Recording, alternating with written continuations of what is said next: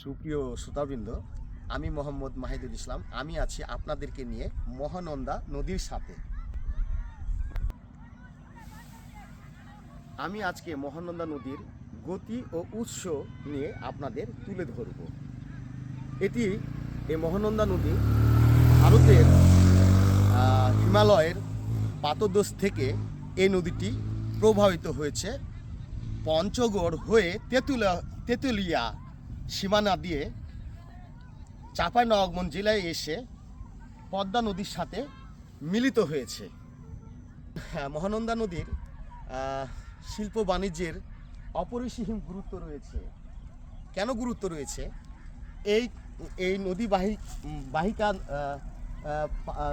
পাদদেশে অনেক শহরায়ন গড়ে উঠেছে। বাণিজ্যিক নবাবগঞ্জ, রাজশাহী, পঞ্চগড় এগুলো শিল্প বাণিজ্যের ক্ষেত্রে অনেক অপরিসীম গুরুত্ব রেখেছে। এই মহানন্দার পানি বরেন্দ্র প্রকল্পের আওতায় অর্থাৎ সেচ প্রকল্পের আওতায়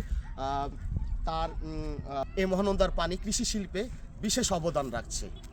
শীতকাল এই মৌসুমে মহানন্দা নদীর জলধারা শুকিয়ে গেছে বললে চলে, কারণ এই সময় এই মৌসুম হচ্ছে শুষ্ক মৌসুম। এই শুষ্ক মৌসুমে মহানন্দার পানি নেই বললে চলে।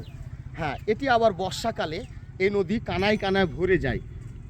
কানায় কানায় ভরে যাওয়ার জন্য এই নদীর সৌন্দর্য এতটা অপরূপ মণ্ডিত করে যা যেন নদীর একটি ভাষা তার নীরবতাকে ছাড়িয়ে যেতে পারে এবং প্রকৃতির সৌন্দর্যকে দ্বিগান্বিত করতে পারে।